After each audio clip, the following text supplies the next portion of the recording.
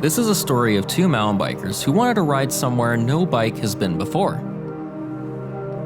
This goal brought us to the Black Mountains of Arizona, a mountain range featuring towering rock walls that create an endless sea of unique terrain.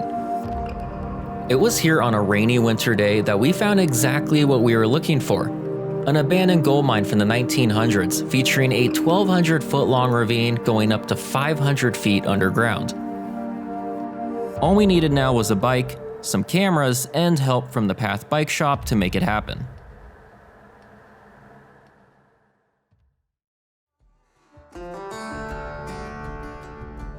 Being a two-person film crew, we had to make every shot count.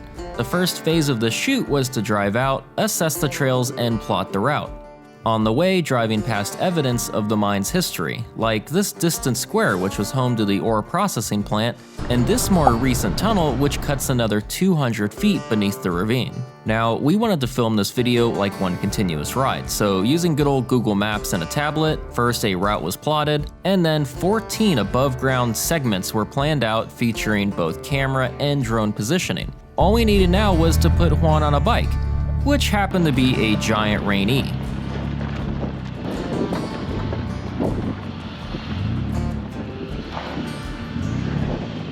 Riding the giant Rain-E was definitely an interesting experience. Both the weight of the bike and the brakes being moto took some getting used to. But overall, the views were great and the trails felt good. With Juan in place and camera set, it was time to start rolling.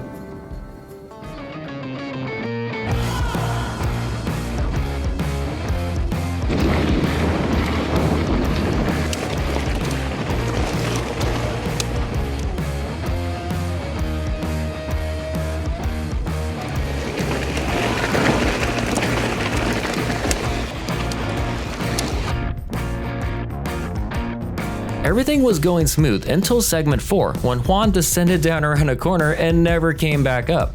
I sent the drone up and found him messing with the bike, so I drove back down after him. Ends up, the motor kept shutting off. We tried to diagnose it a little bit on the trail, ended up coming up short as to what exactly it was. After that, it just ended up being a 50-pound brick that I had to keep pushing up down the trail, so that was a good time. Somewhere on the trail, the magnet for the wheel sensor flew off, causing the bike to essentially brick itself. Regardless, we kept filming.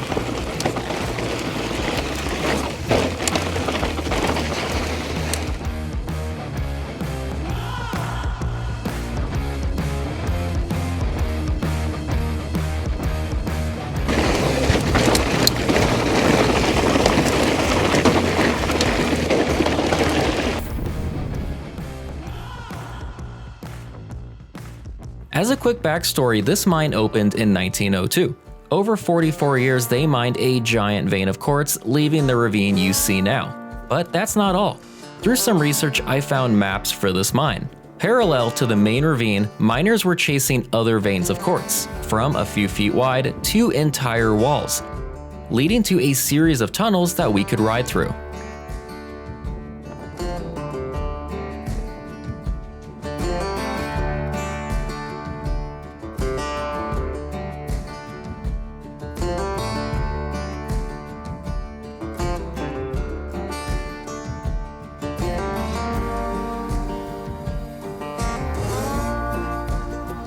From here, it was time to go underground, using the same entrance from this photo.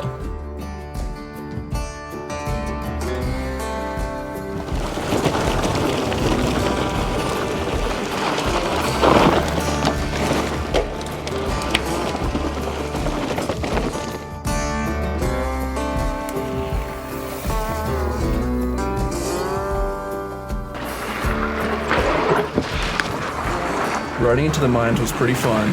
I had to do a couple dry runs just to make sure I didn't clip my head on the top of the mine entrance. I was thinking I might be able to drop in. Yeah. I have to get like super low like that. But once I got inside, it was smooth sailing.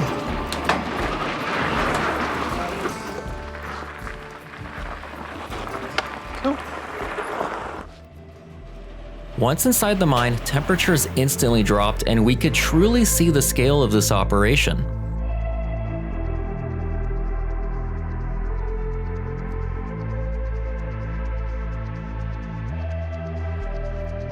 We're riding on what's called the haulage level of the mine. It's used to transport the gold ore back outside for shipping. Like right here where two minecart tracks used to meet. Riding where the minecart tracks used to be was a challenge. You had to choose either the center, which was super washboard and rattled your whole body, or risk the silty edges and clipping the bars on the rock walls.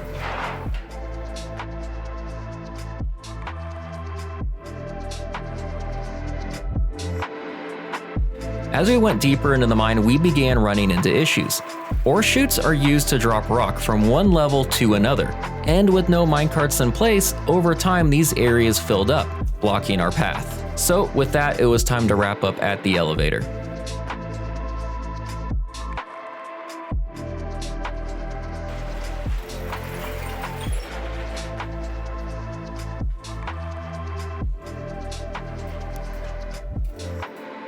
And that's the story of how two bike shop employees spent their vacation. We hope you all enjoyed, and remember to check out the Path Bike Shop in Southern California, either in store or online. Remember to love the bike you ride, and we'll see you on the trails.